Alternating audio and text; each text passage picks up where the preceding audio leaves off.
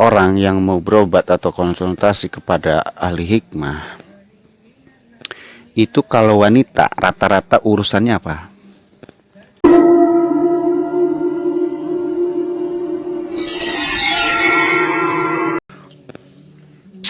Assalamualaikum warahmatullahi wabarakatuh. Alhamdulillahirabbil alamin wa bihi nasta'in ala umuri dunya waddin wa ala alihi wa sahbihi ajma'in. Rabbis shrah li sadri wa yassir li amri wa hlul 'uqdatam min lisani yafqahu qawli ya Fattahu ya Alim. Allahumma shalli ala sayyidina Muhammad wa ala ali sayyidina Muhammad. Amma ba'du.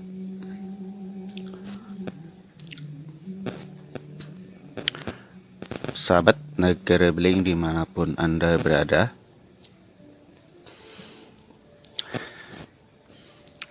bertemu lagi dengan saya seperti biasa.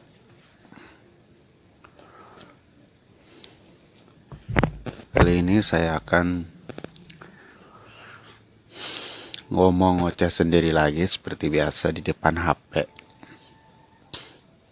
Yang mudah-mudahan ini manfaat buat saya pribadi dan para sahabat, dan mudah-mudahan menjadi inspirasi ya. Inspirasi yang baik tentunya. Ya, intinya manfaat lah gitu.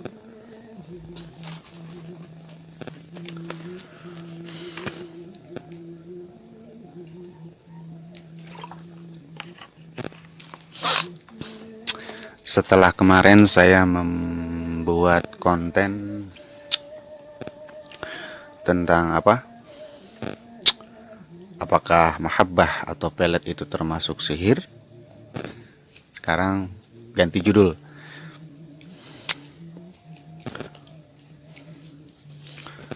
Walaupun bahasan kemarin itu banyak sekali yang kurang ya. Ya namanya juga sekilas. Banyak sekali yang harus direvisi, yang harus ditambah atau bahkan dikurangi. Silakan sahabat teman-teman menilai sendiri. Kalau ada yang salah silakan dibetulkan lah. Seperti contoh yang kemarin tuh tujuan umum sihir itu kan menciptakan, merubah, mengendalikan, mempengaruhi, merusak, menghilangkan. Itu tujuannya. Adapun objeknya bisa alam. Nah, itu seperti kita mengendalikan hujan. Kita tahu bahwa di Nusantara ini ketika kalau mau punya suatu maksud mengadakan pesta, itu baik pesta pernikahan atau sunatan atau acara-acara yang lain di ruangan terbuka di luar, itu biasanya untuk supaya terhindar dari hujan biasanya memanggil orang ya yang dianggap bisa. Kalau di sini dinamakan itu nyarang ya, nyarang itu ya untuk menghentikan jangan sampai ketika acara berlangsung hujan turun. Jadi katanya hujan itu dialihkan. Seumpamanya mendungnya di daerah saya, ada pesta, ada acara, nanti sama si dukun tuh dialihkan ke daerah mana gitu. Itu salah satu objek atau yang akan disihir itu. Jadi alam ya, terus termasuk juga angin bisa, terus tumbuh-tumbuhan. Jadi objek sihir itu banyak, pokoknya di alam semesta lah gitu. Yang terpaling banyak adalah manusia objeknya, entah itu secara fisik ataupun secara psikis ya. Baik itu biasanya kalau sihir kan itu merusak, biasanya menceraikan suami istri, merusak tubuh dengan mengirim penyakit, terus apalagi membuat sial dan lain sebagainya. baik fisik ataupun psikis itu. Jadi tujuan sihir itu mempengaruhi, menciptakan, mengendalikan, merusak, menghilangkan, baik itu yang ada di alam, manusia, binatang, dan lain sebagainya. Seperti itu ya. Terus sihir ini bukan hanya hoax ya. Ya artinya sihir ini benar adanya. Karena Allah sendiri berfirman di dalam Al-Quran, sudah menjelaskan di dalam Al-Quran, Nabi juga sudah menjelaskan di dalam hadis. Jadi sihir itu ada. Dan tidak tanggung-tanggung pelakunya itu dihukumi kufur. Jadi sejak zamannya, terutama zamannya Nabi Sulaiman. Baik, Nabi Sulaiman itu kan banyak tukang-tukang sihir. Terus di zamannya Nabi Musa, waktu dia melawan tukang sihirnya Raja Fir'aun, ataupun mengenai sihir-sihir yang terjadi di zaman Nabi Muhammad sallallahu alaihi wasallam. Jadi sihir itu ya memang ada. Allah dan Nabi sendiri yang bilang. Jadi kalau kita tidak percaya sihir ya berarti mengingkari firman Allah dan mengingkari hadis Nabi. Sihir itu ada, meski tidak masuk akal, sihir itu ada.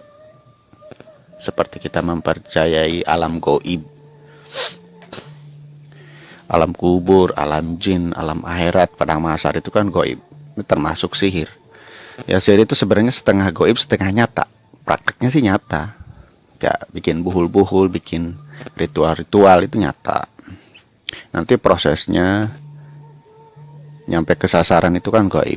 Nanti nyampe di sasaran lagi nyata lagi. Itulah makanya dinamakan sihir itu samar, gak jelas. Ya main belakang. Ya seperti itu. Jadi sihir itu ya kita harus percaya, harus hati-hati untuk mencegah jangan sampai terjadi itu.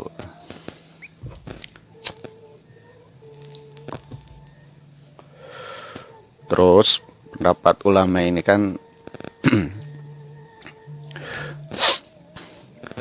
mengenai sihir ini banyak sekali ya. Kita kalau ungkapkan semua ini merepotkan, rumit, berat, dan ilmu saya juga terbatas, referensinya harus banyak dan memakan waktu yang lama. Cuman sekilas seperti itu ya. Ya asal catatan kita memintanya kepada Allah, berdoanya, menyembahnya tetap kepada Allah dengan wasilah. Ya. Kenapa harus pakai wasilah?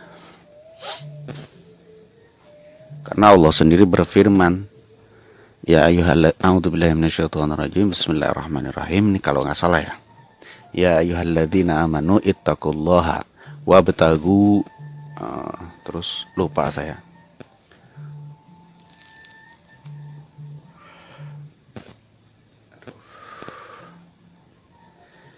Ilaihil wasilata wabtagu ilaihil wasilata wajahidu fi sabilihi la'allakum tuflihun. Wahai orang-orang yang beriman, bertakwalah kepada Allah dan carilah wasilah atau perantara ya.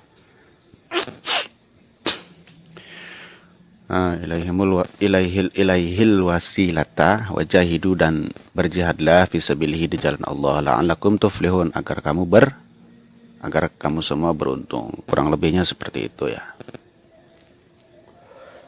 Jadi ibadah kepada Allah itu ya dengan wasilah. Wasilah ini terbagi 3 ya. Ada yang wasilah itu perantara mendekatkan kepada Allah itu dengan asma Allah atau asmaul husna, bisa. Atau yang kedua dengan amal yang baik atau amal soleh, seperti kita zikir, puasa sunnah, sodako, sholat hajat, dan lain sebagainya. Itu bisa menjadi wasilah. Terus yang ketiga, wasilah melalui orang-orang soleh atau para wali Allah, para nabi, para rasul, para wali, para syuhada, para orang soleh, para apalagi ulama, ulama ila amilin, terus siapa lagi, malaikat.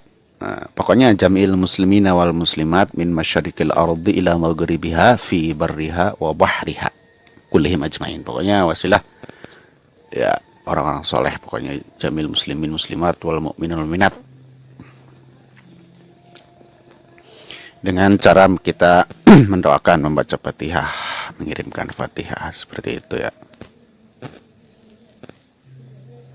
Adapun hukum mengenai mempelajari itu, ulama terbagi dua, ada yang membolehkan, ada yang tidak.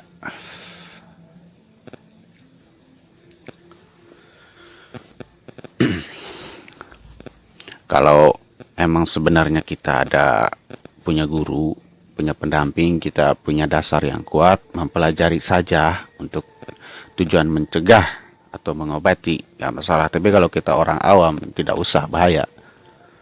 Gitu, mempelajarinya saja, nggak apa-apa kalau tujuannya baik. Tapi harus didampingi oleh guru atau mursyid atau mujiz kita ya.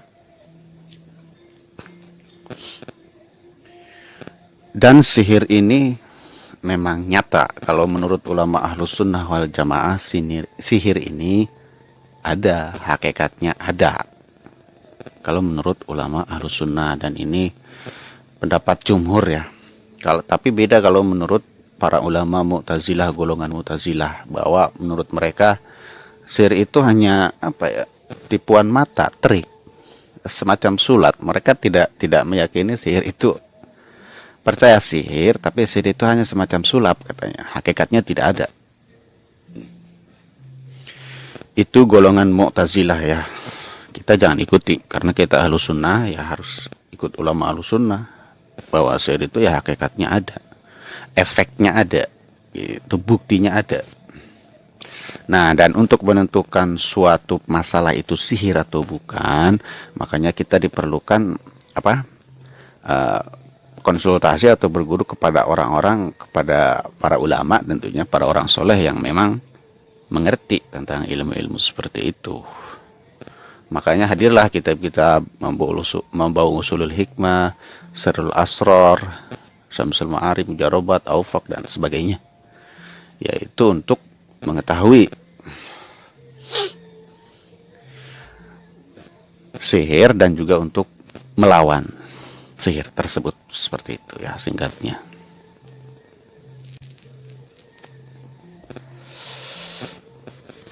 Oke sahabat, seperti di judul di thumbnail saya ini, sebenarnya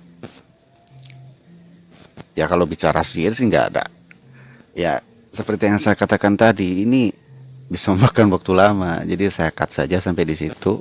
Untuk penambahannya silahkan teman-teman belajar sendiri dengan guru-guru teman-teman gitu kan, dengan mursyid teman-teman, mu'jiz atau yang menjazakan, para ahli hikmah supranatural.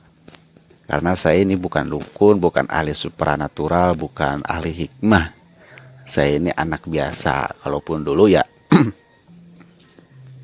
belajar ilmu agama tuh sekedarnya, hanya santri kalong gitu. Dan ini bukti, bukan tawadhu ya, bukti. Silakan cek aja di kampung saya sendiri. Saya ini ustadz bukan saya. Saya ini dukun bukan. Saya ini ahli hikmah bukan. Bahkan saya termasuk anak yang ya urakan. Hampir nggak ada manfaat kali di desa saya, nggak ada. Makanya saya bikin konten ini yang mudah-mudahan bermanfaat gitu. Mudah-mudahan termasuk amal baik, memberitahu, menyampaikan, walaupun pahit buat saya, walaupun pahit buat orang lain ya kan? Kata Rasulullah, sampaikan walaupun satu ayat. Begitu. Oke, kita kembali ke judul, bahwa saya ini sebenarnya mau cerita mengenai ya dunia perpeletan, dunia permahabahan, dunia perasmaraan, dunia percintaan yang erat kaitannya dengan klinik ya, magis ataupun supranatural, seperti itu. Jadi nah ini perlu teman-teman ketahui bahwa apa yang saya ketahui, perhatikan ketika dulu sampai sekarang, setiap orang yang mau berobat atau konsultasi kepada ahli hikmah itu kalau wanita rata-rata urusannya apa? Urusannya selalu masalah asmara. Ingin rumah tangganya damai, ingin suaminya nurut. Selalu masalah asmara kalau wanita. Kebanyakan itu 80%. Lainnya yang masalah usaha dan masalah pengobatan kalau wanita. Kalau laki-laki kebanyakan itu 80% kalau ke ahli hikmah itu masalah usaha rata-rata. Terus selebihnya masalah sulit jodoh dan pengobatan itu. Jadi sebenarnya di sini saya mulai apa ya? Ya memang dari dulu sih saya sudah curiga tentang sebenarnya yang main pelet itu kebanyakan laki-laki atau perempuan. Dan saya bisa menyimpulkan kebanyakan wanita. Terus kenapa? Kok kita tahunya kelihatannya laki-laki terus yang suka main pelet? Sebenarnya aslinya banyakan wanita.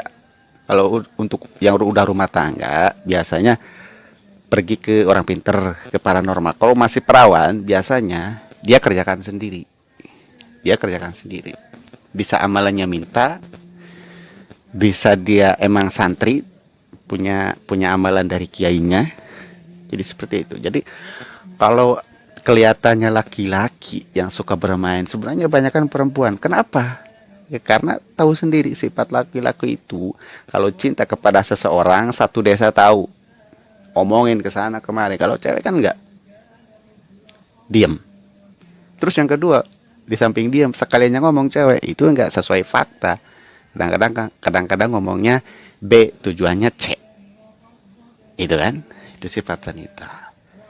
Ngomongnya A tujuannya D. Ya, akhirnya kelihatannya seperti laki-laki saja. Justru wanita yang pandai menyembunyikan rahasia, pandai menyimpan rahasia. Aslinya kebanyakan wanita. Sebenarnya ente cek aja ke para ahli hikmah. Kalau wanita konsultasi, kebanyakan masalah apa? Saya jamin. Buktinya apa? Saya dulu punya guru, punya ahli hikmah. Ada tamu wanita. Dan itu berapa kali saya kan kalau ada tamu langsung keluar, tapi kata Ki udah kamu di sini aja. Lah saya kan dengar nyimak apa yang diobrolin, ternyata Pak Kiai saya ini punya suami gini dolok gitu kan. Selalu masalah urusan tengah itu. Ya itu fakta. Jadi hati-hati. Wanita itu diam-diam tapi mematikan.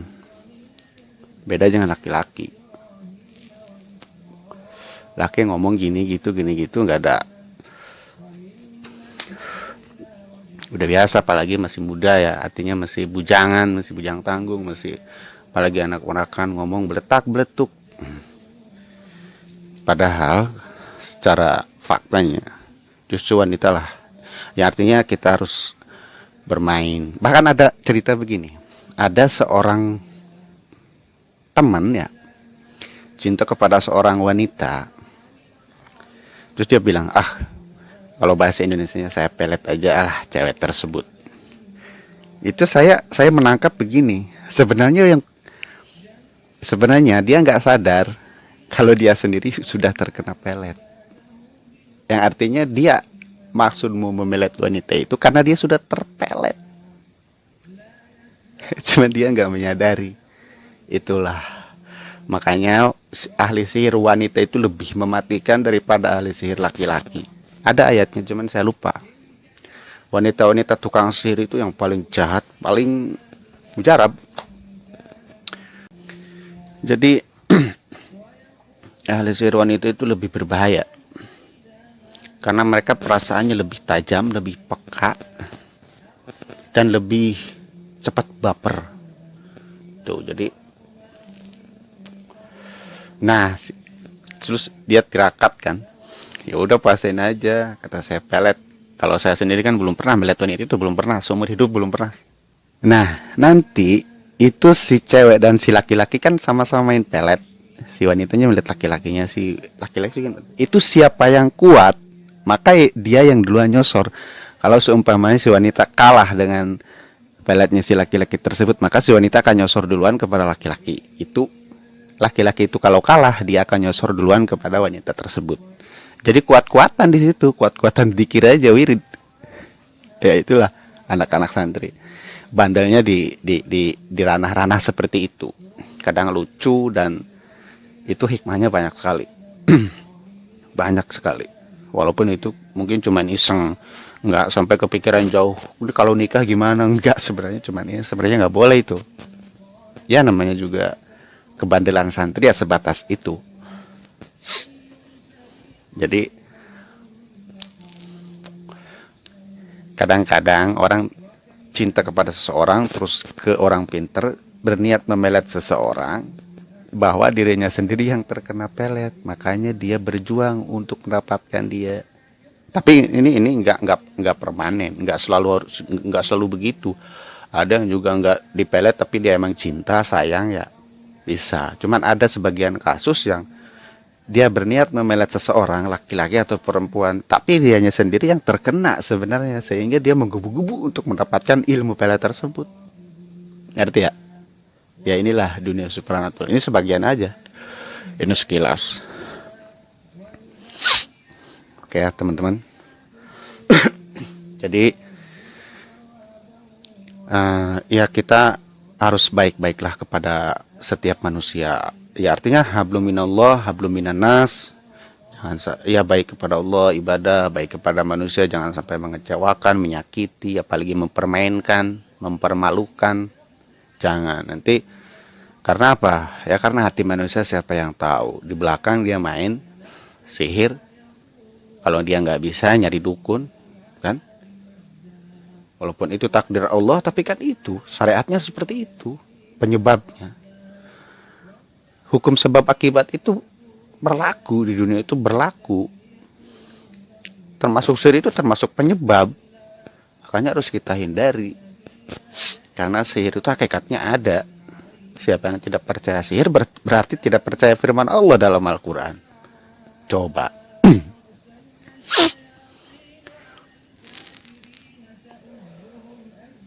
Makanya terus jangan main-main dengan yang namanya pelet ya. Banyak orang yang terkena pelet itu kebanyakan jadi orang linglung. Tanda kutip gila. Hilang akal. Banyak. Oke. Segitu aja ya, semoga ada manfaatnya. Wallahul muwaffiq ila aqwamit thoriq. Wassalamualaikum warahmatullahi wabarakatuh.